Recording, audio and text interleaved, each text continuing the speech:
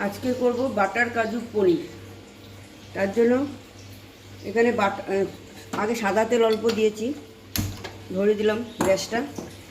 তার মধ্যে ফোড়ন আগে দেবো, শুকনো লঙ্কা, দারচিনি, এলাচ, লবঙ্গ অল্প ফোড়ন দিয়ে দিলাম। তেজপাতা দুটো ছিঁড়ে দেব, আর বাটার দিয়ে দেবো। বাটারটা মেল্ট হবে।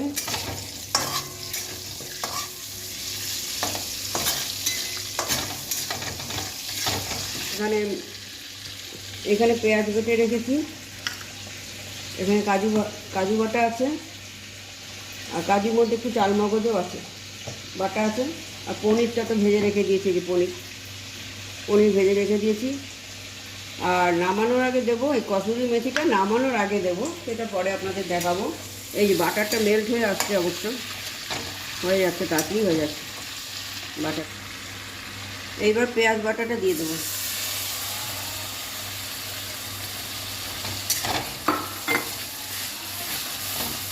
পেঁয়াজটা একটু ভাজা ভাজা হোক।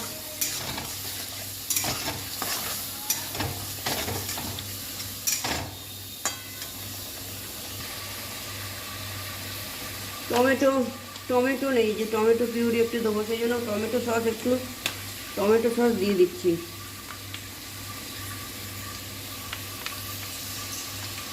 অল্প একটু টমেটো সস দিলাম। এবার একটু মিষ্টি দেবো, চিনি দেবো,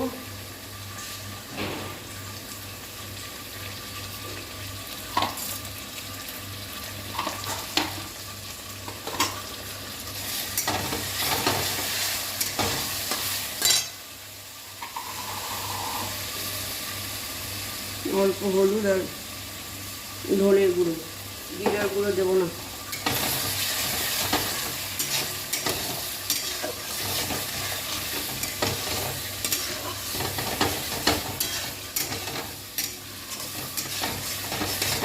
মশলার একটা কষানোর গন্ধ আসবে যখন, তখন এই কাজু আর চালমগজ বাটাটা দিয়ে দেবো।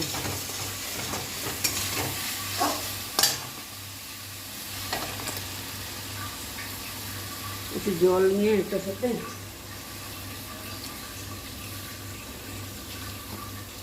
এবার এটা একটু কষাতে হবে।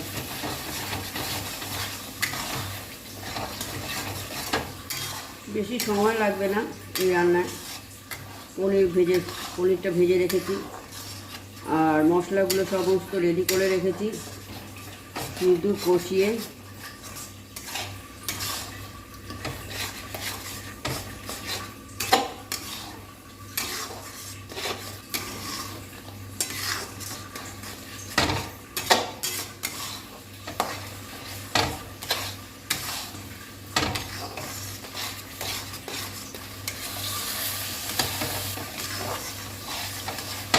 এর মধ্যে সামান্য একটুখানি গরম মশলা দিয়ে দেবো।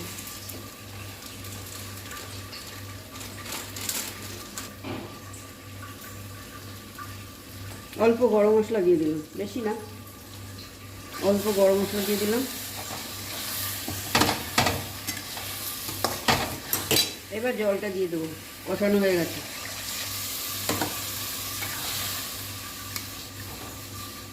কাজু আর চালমগজ বাটা দিয়ে করা তো খুব তাড়াতাড়ি ঘন হয়ে যাবে, বেশি সময় লাগবে না। একবার টকবক করে ফুটলে আমি তখন পনিরগুলো দিয়ে দেবো, দিয়ে তারপর নামিয়ে দেখাচ্ছি কেমন হলো।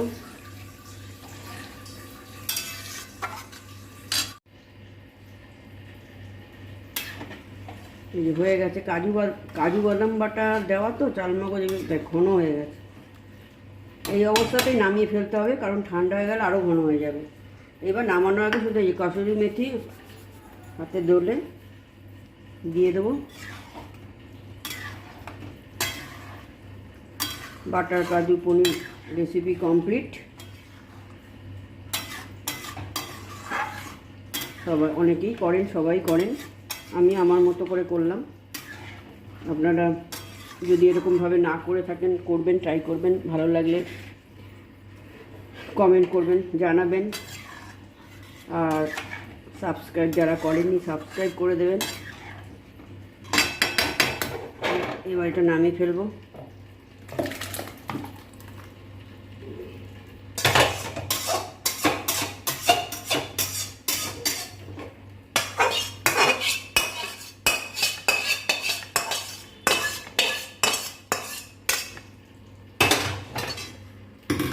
কমপ্লিট পনির রেসিপি। এটা ঠান্ডা হলে আরও ঘন হয়ে যাবে। আর পোলাও করব আজকে। পোলাওয়ের সাথে ঘন ছাড়া, একটু ঘন না হলে ভালো লাগে না। আজকে এখানেই আমার ভিডিও শেষ করছি। সবাই ভালো থাকবেন। গরমে নমস্কার।